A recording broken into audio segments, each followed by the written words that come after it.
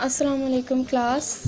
I hope कि आप सब ठीक होंगे। आज का हमारा जो लेक्चर है इसमें हमने शॉर्ट क्वेश्चन आंसर्स डिस्कस करने हैं प्रीवियस चैप्टर के जो हमने पढ़ा है।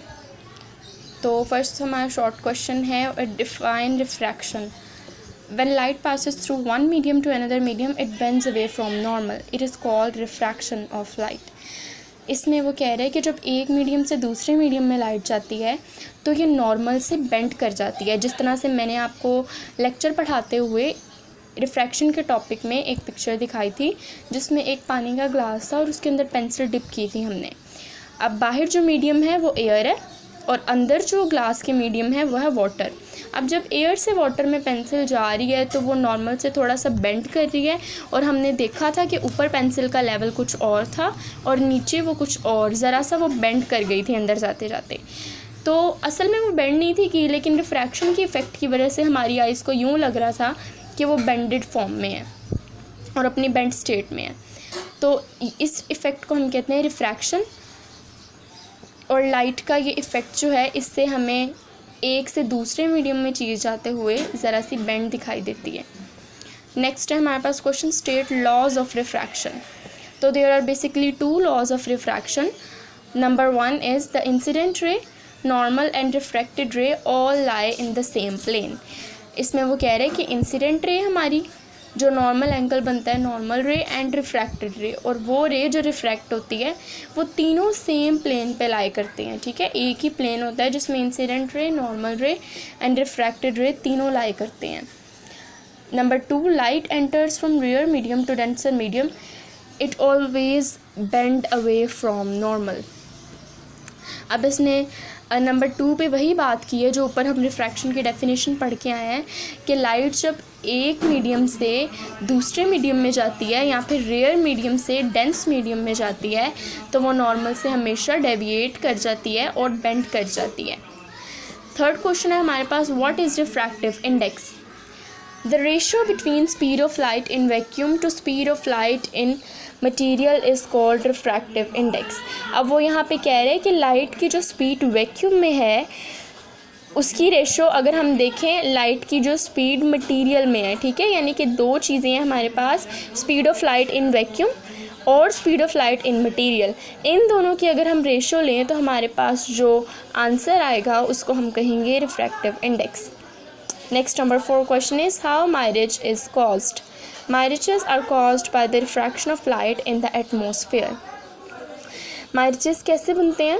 ये बेसिकली फ़ेक इमेजेस होते हैं जो कि हमें रिफ्रैक्शन ऑफ लाइट के इफ़ेक्ट से दिखाई देती हैं, लेकिन ये असल में सिर्फ लाइट के इफ़ेक्ट की वजह से होता है। असल में ऐसी कोई चीज़ नहीं होती जो हमें उस वक्त दिखाई दे रही होती है, वो रियलिटी में एग्जिस्ट नहीं करती।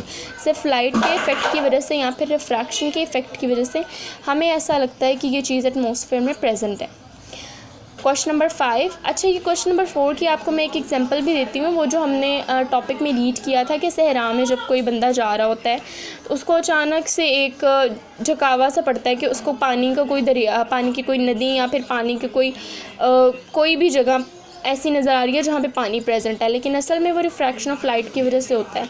असल में जब वो उस जगह पे पहुँचता है इंसान तो वहाँ पानी नहीं उसको दिखाई देता बल्कि वो रेत ही होती है। उसके बाद क्वेश्चन नंबर 5 है, what is total internal reflection? Sometimes when light rays enter a denser medium, they never leave. They are reflected backwards and forwards inside it. This is called total internal reflection. अब total internal reflection में वो कह रहे हैं कि जब एक light denser medium में जाती है, ठीक है, रेयर मीडियम से डेंसर मीडियम में लाइट जाती है तो वो लीव नहीं करती, ठीक है, वो क्या करती है कि बैकवर्ड रिफ्लेक्ट हो जाती है और फॉरवर्ड भी रिफ्लेक्ट हो जाती है। ठीक है, दोनों तरफ से रिफ्लेक्ट हो जाती है। एक तरफ से फॉरवर्ड रिफ्लेक्ट हो जाती है आगे की तरफ और एक तरफ से पीछे की तरफ बैकवर्ड रिफ्लेक्शन कर जाती है। इस तरह की रिफ्लेक्शन को हम कहते हैं टोटल इंटरनल रिफ्लेक्शन, यानी कि वो टोटल की टोटल रिफ्लेक्ट हो गई है, बैकवर्ड भी रिफ्लेक्ट हो गई है, फॉरवर्ड भी रिफ्लेक्ट हो गई है, उसने कोई मीडियम नहीं छोड़ा जहाँ पे वो रिफ्लेक्ट नहीं कर रही। इस इफेक्ट को हम कहते हैं total internal reflection. Question number 6. What are optical fibers? Optical fibers are very thin glass rods. Light reflects internally the whole length of the fiber because light always hits the sides of the fiber at an angle greater than the critical angle. अब उसने पूछा optical fibres क्या हैं।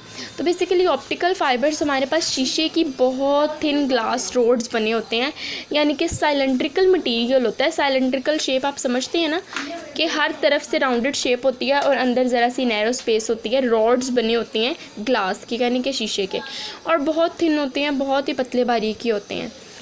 उसके बाद इनमें होता क्या है कि लाइट जब इनके अंदर एंटर होती है ना, तो वो टोटली रिफ़्लेक्ट कर जाती है, ठीक है। इंटरनली वो हर फाइबर के पोर्शन से रिफ़्लेक्ट कर जाती है, और फाइबर की पूरी लेंथ में वो अपनी रिफ़्लेक्शन करती रहती है।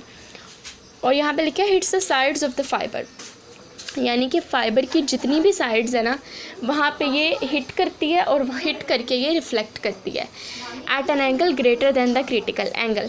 अब ये लाइट ज़ाहिर रिफ़्लेक्ट करती है, तो ये किस एंगल पे करती है? ये क्रिटिकल एंगल से भी ग्रेटर एंगल पे रिफ़्लेक्ट करती है, ठीक है। ऑप्टिकल फाइबर्स में लाइट जो टोटली इंटरनली रिफ़्लेक्ट कर रही होती है, उसका एंगल जो है वो क्रिटिकल एंगल से भी ग्रेटर होता है, यानी कि उससे भी बड़ा होता है। तो यही ऑप्टिकल फ़ाइबर की स्पेशलिटी है कि इसमें जो लाइट है वो क्रिटिकल एंगल से भी ज़्यादा एंगल पे जाके हिट करती है और रिफ़्लेक्ट करती है। Define spectrum, the light dispersed into its constituents colours when passed through a glass prism, the spreading of colours is called spectrum. अब स्पेक्ट्रम में क्या होता है कि अगर हम एक प्रिज्म के थ्रू वाइट लाइट को गुजारें, तो जब वो लाइट प्रिज्म से गुजर के बाहर निकलती है, तो वो अपने 7 कलर्स शो करती है, ठीक है। रेनबो कलर्स शो करती है, जिसको हम 7 कॉन्स्टिट्यूएंट कलर्स भी कहते हैं। कॉन्स्टिट्यूएंट मतलब कि मुसलसल 7 कलर्स जो हैं वो शो करती है। और इस स्प्रेडिंग ऑफ कलर्स को, यानी कि इस कलर्स का जो बिछाव होता है, उसको हम कहते हैं स्पेक्ट्रम। नेक्स्ट हमारे पास है क्वेश्चन नंबर 11।